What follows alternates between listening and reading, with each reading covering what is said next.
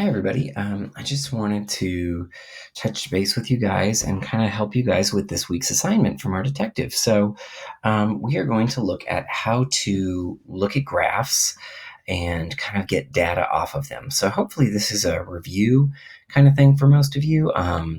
But I wanted to kind of go through some of the different kinds of graphs that you're likely to come across. So the first example I have here is a least favorite sport to participate in. And so this was a quick survey done in a class. And you can see that people picked their least favorite sport. And so there's a couple things to pay attention to, right? We've got the title right here, which tells us what the graph is about. Then down here, you've got the data in the graph form, and this is a bar graph because it's using bars. Now, along the side here, we have a scale, okay? And this scale tells us how many people picked that sport as their least favorite. And you can see that this scale is counting by twos, and that's important to pay attention to. Down here along the bottom on a bar graph, in this case, we've got the different sports that they picked or that they chose from.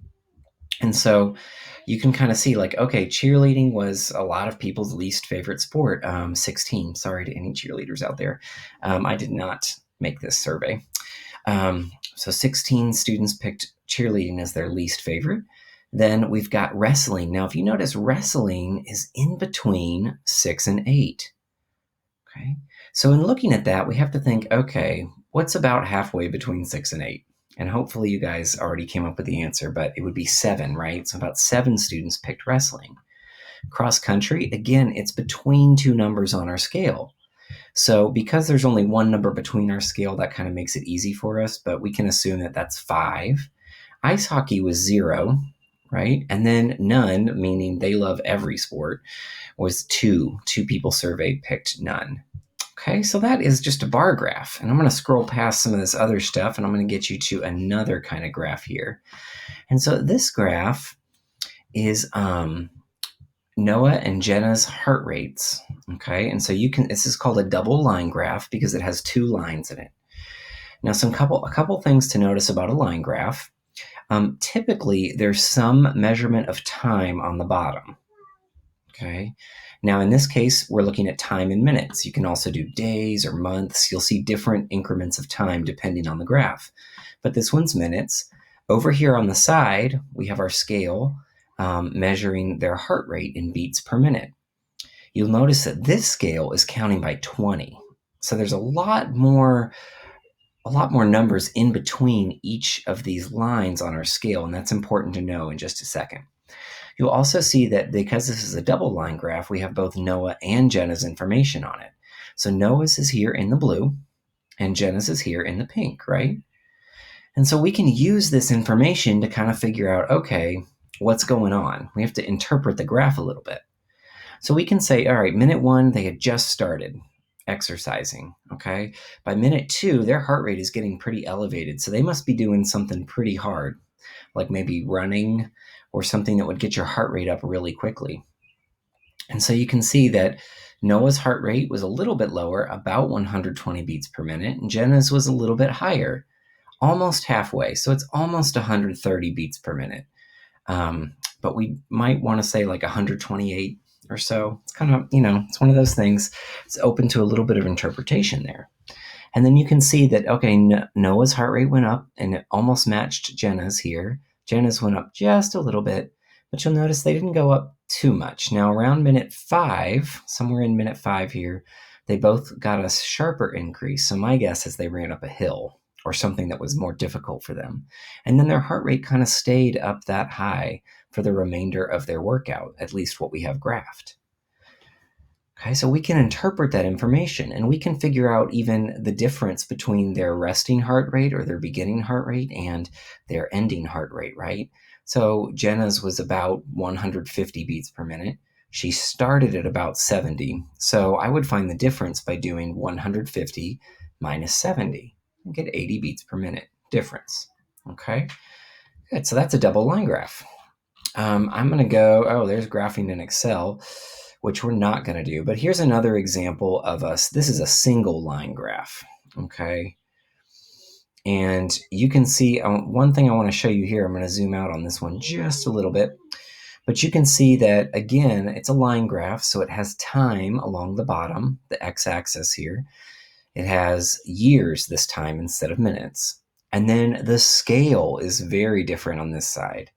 It's got 3, 3.4, 3.8, but it's important to notice that over here on the side it says in millions. So that means that this is not just 3, this is 3 million. This is not 3.4, this is 3,400,000. Okay, 3,800,000, 4,200,000, all the way up to 5 million at the top of the graph. So it's important to notice what the scale is titled. Usually it'll tell you a unit over there, okay? The nice thing about this line graph is that each point is labeled with a specific number so that we don't really have to guess where it is, right? Because 3.4 to 3.8, okay, we guess that line is 3.6. It's going up by 0.2 million every time.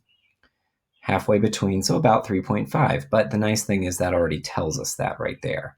Especially nice on things like up here and down here, 3.7, where it's not as neat as we would hope, right? So that's just another way of making a line graph.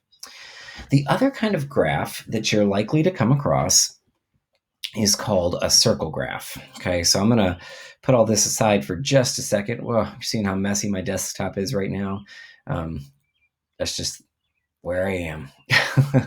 So this is actually from your assignment, and this is called a circle graph. Okay, now on a circle graph, you can see usually percentages of something. So this is like all this toys sold in December, right? All the toys sold in December are on this circle graph. And then each of these pieces of the pie, sometimes it's called a pie chart, each piece of this pie represents like a percentage of the number of toys sold and what that percentage was. So like this dark bluish, well, not dark blue, but kind of medium blue, that's Hot Wheels, right? The dark blue here, we've got action figures. Actually, that's Pokemon cards. Sorry, here's Hot Wheels.